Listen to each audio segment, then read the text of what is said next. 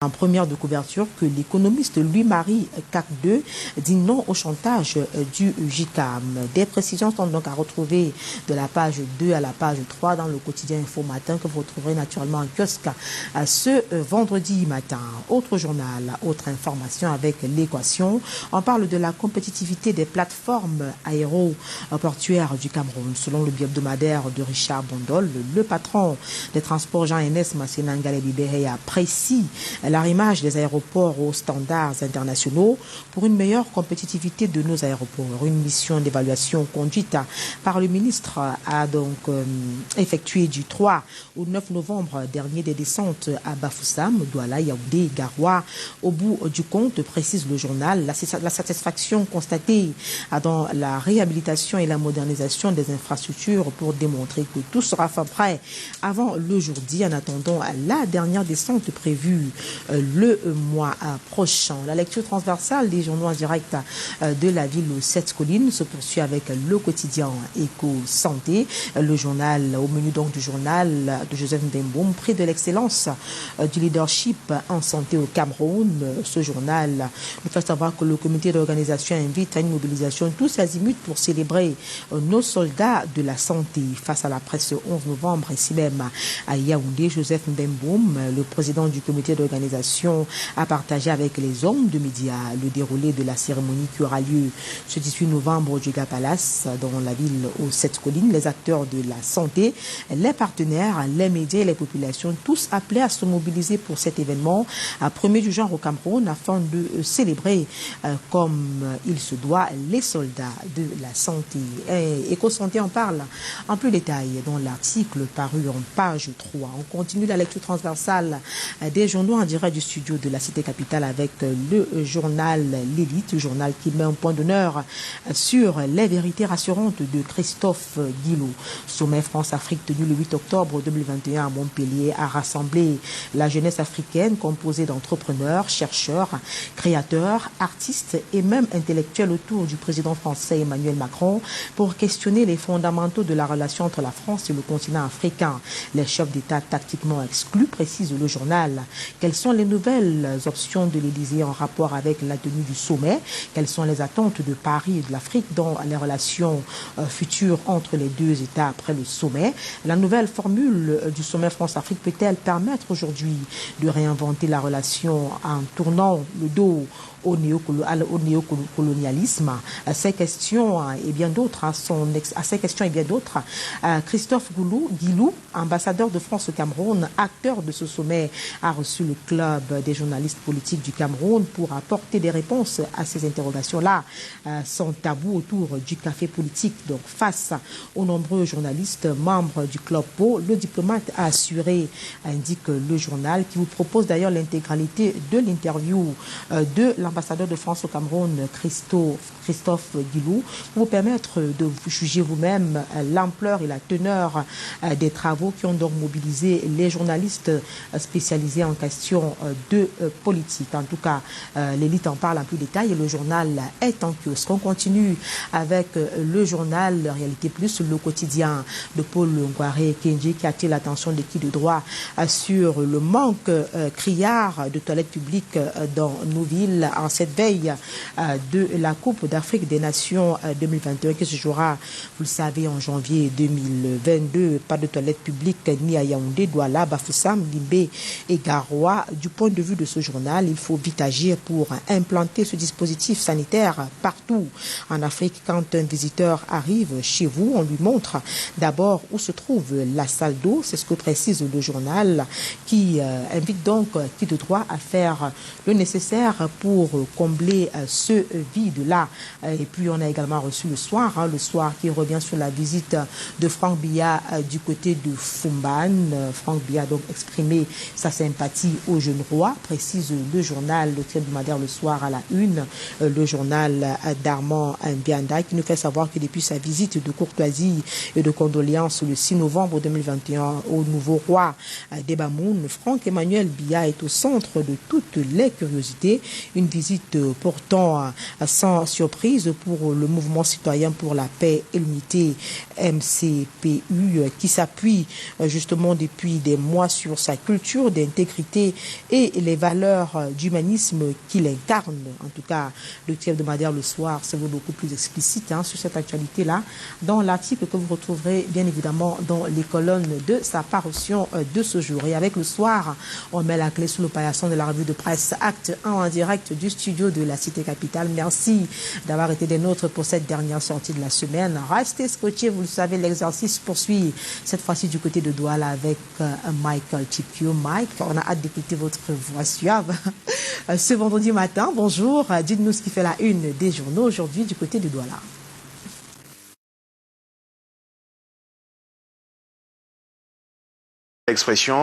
La nouvelle expression qui nous reparle de la crise sécuritaire et sociopolitique dans le nord-ouest et le sud-ouest du Cameroun avec cette peur, cette psychose qui vient d'envahir le campus de l'université de Boya après l'attaque d'avant-hier dans ce campus. La guerre s'est donc déportée dans les amphithéâtres, écrit le journal. Un engin explosif a explosé, on se souvient, mercredi 10 novembre dernier au sein de l'amphi 600 de l'université de Boya, blessant au passage 11 étudiants.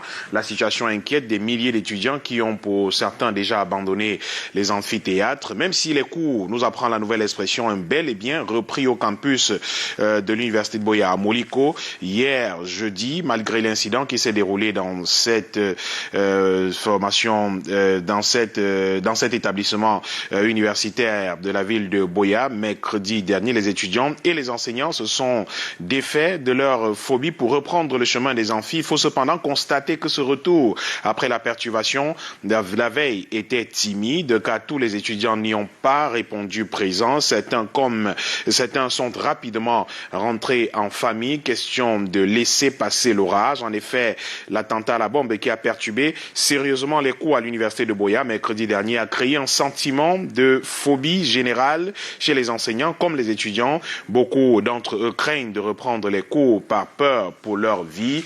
L'ambiance à Boya, 2 jours après ces événements, à retrouver dans les colonnes de la nouvelle expression de ce jour, et également à retrouver la sortie de Maurice Kamto, le président national du mouvement pour la renaissance du Cameroun, qui réagit sur le sort des Camerounais pourchassés en Guinée équatoriale. Une déclaration sur les mauvais traitements infligés à ses compatriotes dans le pays d'Obiang Nguema Bazogo et sur l'indifférence que Maurice Kamto qualifie d'inacceptable du gouvernement camerounais. Pas une seule parole de nos dirigeants depuis que ses compatriotes subissent ce sort en Guinée équatoriale. Mais pourquoi ce silence?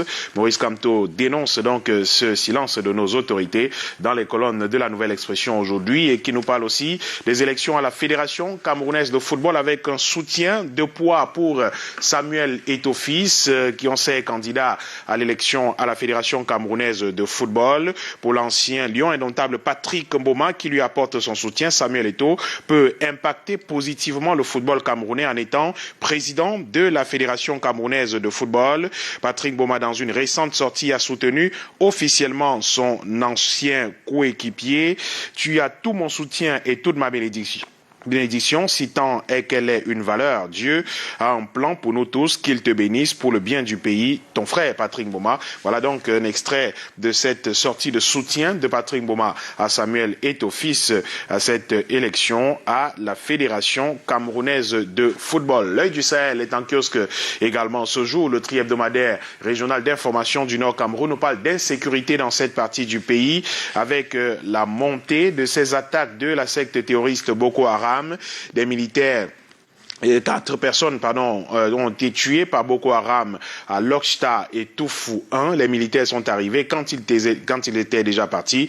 Plusieurs dizaines de combattants de Boko Haram armés de fusils de guerre ont pris d'assaut les localités de Loksta et Toufou 1 dans la nuit du 10 au 11 novembre dernier. Bilan, 4 personnes tuées dans cette attaque. Le film de ces événements à retrouver dans l'œil du Sahel qui est paru aujourd'hui. Le même journal nous parle de membres du comité de vigilance à abattu par Boko Haram, cette fois-ci à Goldavi. La victime a été surprise par ses meurtriers à son poste de contrôle. Le journal nous donne également des détails sur cette autre mort dans ces colonnes aujourd'hui. Et nous parle aussi de politique avec le Rassemblement démocratique du peuple camerounais qui débauche des militants de l'Union nationale pour la démocratie et le progrès à INA. Les recrues ont porté l'uniforme de leur nouveau parti politique à l'occasion de la célébration des 39 ans de Paul Biya à la tête du Cameroun. Ils étaient des centaines de militants qui sont quittés de l'UNDP pour rallier le RDPC lors de ces événements il y a quelques jours à INA, nous rapporte l'œil du Sahel. Europe Plus est en kiosque ce jour et nous parle de la préparation du budget pour l'année 2022, budget de l'État du Cameroun. Le journal nous alerte sur un risque d'un budget artificiel. L'enveloppe qui est prévue de 5 762,4 milliards de francs CFA proposée par le gouvernement pourrait n'être qu'un leurre au moment où le ministre des Finances en personne dresse une situation macroéconomique plus que préoccupante du Cameroun. Michel Michaud-Moussala revient donc sur ce budget, cette proposition et également les répartitions pour les différents départements ministériels. Nous livre également un extrait particulièrement évocateur du discours tenu en juin dernier par le ministre des Finances à l'Assemblée nationale du Cameroun. La consommation également avec l'inflation et les pénuries de fin d'année qui s'annoncent déjà au Cameroun. On est donc à quelques jours des fêtes de fin d'année, quelques semaines, et bien à quelques jours de ces fêtes de Noël et de Nouvel An. Des signaux de la surenchère sont déjà perceptibles sur les marchés en dépit de quelques mesures d'accompagnement promises par les pouvoirs publics. Rien n'a été fait jusqu'ici et donc l'inflation et les pénuries de fin d'année s'annoncent déjà dans nos marché, conclut le journal Europe Plus qui est en kiosque aujourd'hui. Afrique Info est également paru aujourd'hui et est allé donner la parole à une autorité traditionnelle du département de la Sanaga-Maritime, région du littoral. Interview exclusive du chef de canton Babibi Ngambé 1, face à une situation qui préoccupe la localité depuis quelque temps, la société forestière qui devra donc remettre en bon état la route détruite, y compris les ouvrages, pont, caniveau, buse, avant toute reprise de ces activités dans cette localité où des populations se trouvent donc abusées et pleurent à la suite des travaux effectués sur place par des sociétés forestières qui ont détruit toute la route, la voirie dans cette localité face à cette situation délétère donc qui prévaut en ces moments dans son canton où les populations sont vent debout contre la destruction de la route construite par l'un des leurs, le non-respect du cahier de charges par la société forestière, cette société forestière dans cette localité. Sa Majesté Imoma Basson Simon s'est confié à cœur ouvert au journal Afrique Info, le journal d'Angel Fils qui est en kiosque aujourd'hui, lui donne donc consacre 4 pages à cette interview. Il revient donc sur le vivre ensemble également dans cette localité de la Sanaga Maritime. Interview exclusive du chef Imoma Basson Simon dans les colonnes du journal Afrique Info paru aujourd'hui. Kanga Info est également en kiosque ce jour et nous parle de politique avec le Rassemblement démocratique du peuple camerounais en rang serré autour des idéaux du renouveau à la faveur de la célébration du 39e anniversaire de l'accession à la magistrature suprême de Paul Biya, sa formation politique. Le RDPC est sorti en masse le 6 novembre dernier à la maison du parti de Bonanjo ici à Douala. Question d'exalter le parcours exceptionnel de l'homme du 6 novembre 1982 et surtout de sonner l'impératif de consolider le leadership du RDPC sur l'échiquier socio-politique national. Son et images de cette célébration dans les colonnes du journal Kanga Info en kiosque aujourd'hui qui nous parle aussi de la législation de la santé des plantes au Cameroun avec le plaidoyer des pratiques phytosanitaires durables dans notre pays, plaidoyer porté par les acteurs de ce secteur, également la communauté Bazou de Douala qui se déchire, rixe et échauffourée entre membres d'une même association. Pour comprendre les raisons, il faut parcourir les colonnes du journal Kanga Info l'info internationale en kiosque aujourd'hui. Censure Hebdo est également paru aujourd'hui et revient sur la célébration de l'an 39 du renouveau avec le RDPC et la section de cette formation politique du Nord qui démontre sa fidélité au président national de cette formation politique à travers Célestine Ketchakoutes qui a organisé un gigantesque meeting ayant permis de rassembler les dévoués militants de la section des Nord derrière le président Paul Biya. Retour donc en images, en couleur également sur cet événement à Baganté dans les colonnes du journal Censure Hebdo. Et on termine avec l'Albatros. L'Albatros qui est en kiosque ce jour et nous parle du troisième forum économique et commercial Turquie-Afrique avec les participants émerveillés par la stratégie de Luc Magouambaga Tangana Istanbul, le ministre du Commerce qui a représenté le Cameroun en Turquie récemment à l'occasion du forum économique et commercial Istanbul qui a réuni près de 250 personnages en provenance de plus de 41 pays, à travers le monde. Les résultats ou alors les conclusions de ce forum à lire dans le journal Albatros paru ce vendredi. C'est le journal Albatros qu'on met un terme à la revue de presse totale ce matin. Et c'est avec vous, Michael Tipkio. Bonjour. Bonjour, Patricia. Vous allez bien? Je vais très bien et vous? Je vais super bien, moi aussi. Vous me sentez un peu seul ce matin? Ah non, je ne me sens pas seule. J'ai envie de vous donner cette réponse que je fais souvent, que je tiens d'un cantique que j'affectionne particulièrement. Non, jamais toute seule. Ah ouais. Oh non, jamais toute seule. On peut faire ça ensemble. La suite? Ben pourquoi pas. Jésus, mon sauveur, me garde. Jamais ne me laisse seul. Je suis contente de vous avoir entraîné là-dedans. Alors nous sommes vendredi. Oui, c'est tant mieux. J'espère qu'à la maison ça vous fait le même effet, que vous avez peut-être chanté, ou au moins que ça vous a fait rire. C'est tout le mal qu'on vous souhaite. On a terminé donc la revue de presse, mais je voudrais bien qu'on revienne sur un petit thème qui a été évoqué: inflation et pénurie de fin d'année. Est-ce que vous avez déjà commencé à prendre des mesures pour vos en sorties, pour ne pas trop en souffrir?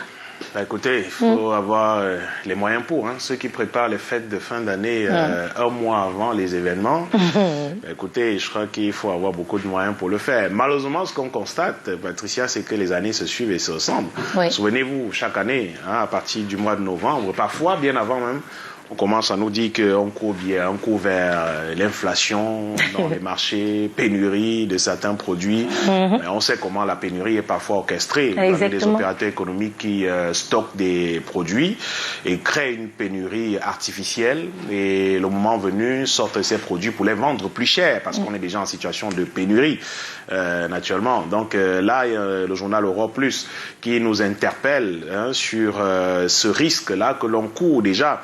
Et souvenez-vous que nombre d'associations de défense des droits des consommateurs sont montées au créneau depuis quelque temps pour rappeler à nos gouvernants que le risque se faisait de plus en plus grand. Au-delà de la pénurie, on a parlé de cette cherté des produits de première nécessité dans les marchés. Et vous savez très bien avec moi que quand on approche justement cette période de fin d'année avec les festivités, les fêtes et tout, les produits deviennent naturellement beaucoup plus chers. Mais si au cours de l'année, on a passé le temps à se plaindre de ce qu'ils étaient trop chers, ces produits-là, mais dites-vous que ça doit pendant ces fêtes, encore. Ce sera plus grave encore. Donc, il y en a qui sont déjà assurés de ce qui passeront des fêtes extrêmement difficiles. Il y en a qui ont appris à faire avec, d'ailleurs, déjà, et qui les passent comme ça, naturellement, comme s'il n'en était rien. Il y en a qui en font un moment très particulier et qui ont de la possibilité de pouvoir s'offrir ce qu'ils veulent, même si un produit passe de 100 francs à 1000 francs CFA, ils peuvent se l'acheter.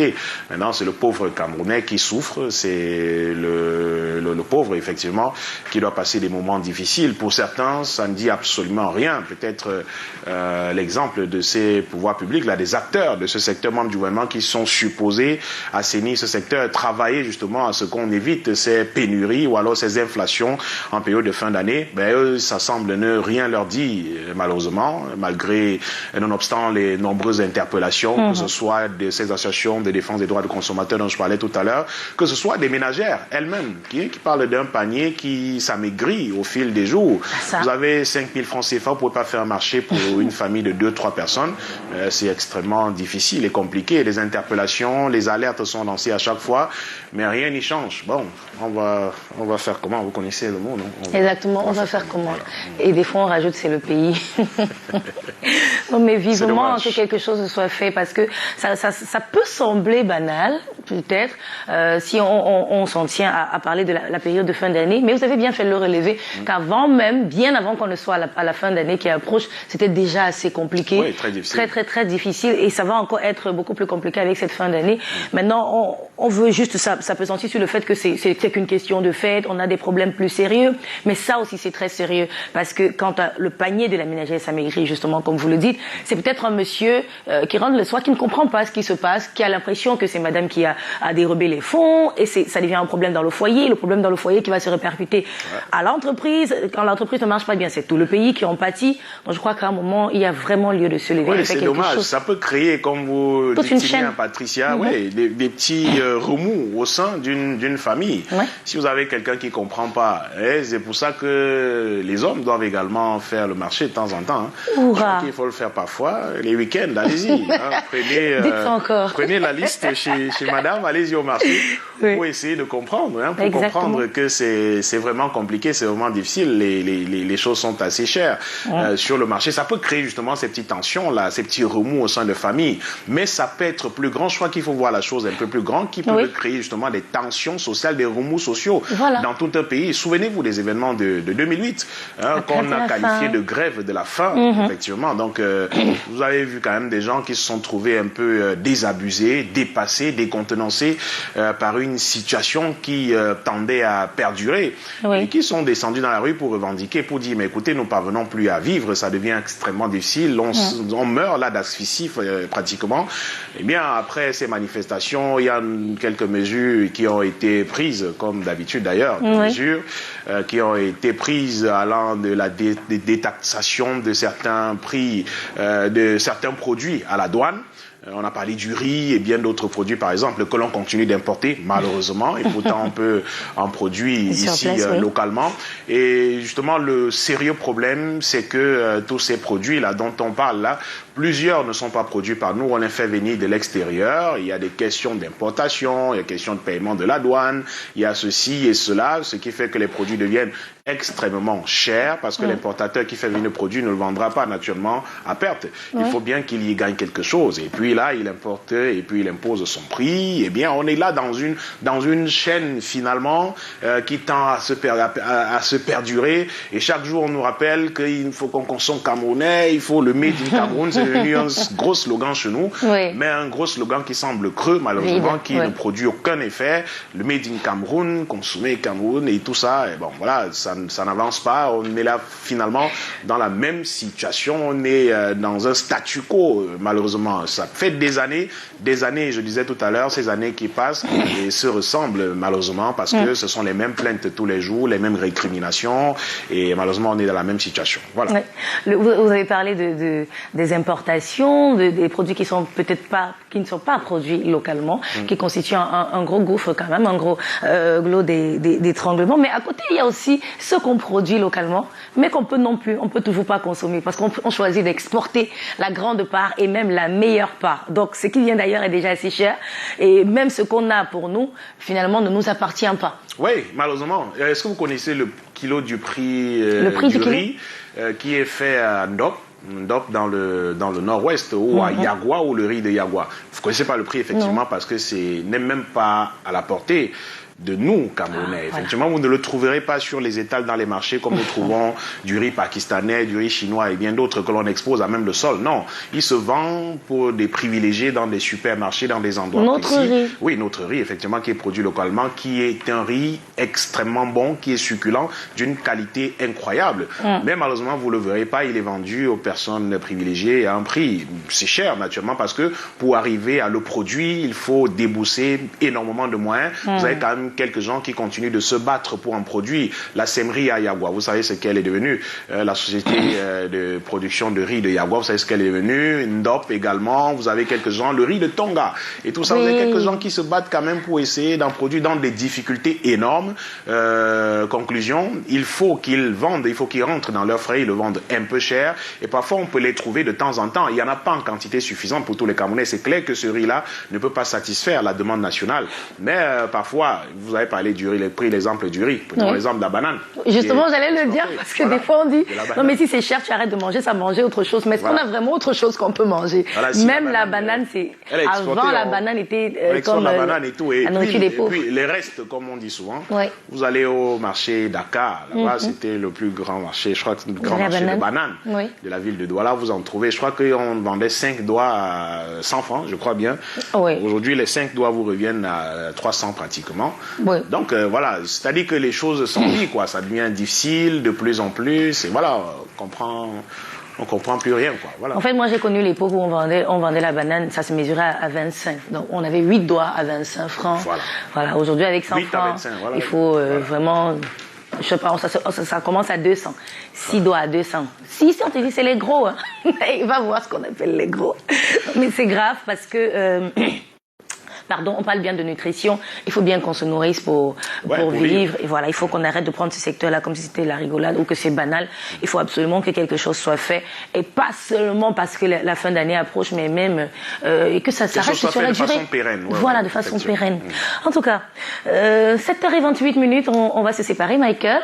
Peut-être un mot pour le week-end? Ah non, week-end tranquille. C'est vendredi. Mais vendredi d'abord. Voilà. Vendredi d'abord. En attendant de repartir ou de foncer vers le week-end, bon retour à la rédaction. Merci beaucoup, Patricia. Je souhaite passer un excellent week-end. Merci beaucoup. Et à vous également qui nous suivez et qui allez peut-être nous quitter d'ici là, on vous souhaite déjà d'avoir une très belle journée. Mais pour vous qui pouvez rester, restez, vous faites bien. On prend la plage sport et on se retrouve pour la deuxième partie de Canal Matin. Revivez les tubes légendaires de la musique camerounaise à travers des voix de charme puissantes et des prestations remarquables. Music Star, la compète, vous offre ce vendredi 12 novembre 2021 l'épreuve de l'originalité avec nos 12 candidats encore dans l'aventure. Mais 3 quitteront la scène. Sandy Vianney, Phil Bill, Roger de X-Malaya, Final D, Mr. Leo, Rose Munjonge et Blanche Bailey, le bonbon national, vous donnent rendez-vous avec les pépites de Music Star dès 21h, topile et en prime time sur votre télé. Music Star, exprime ton talent.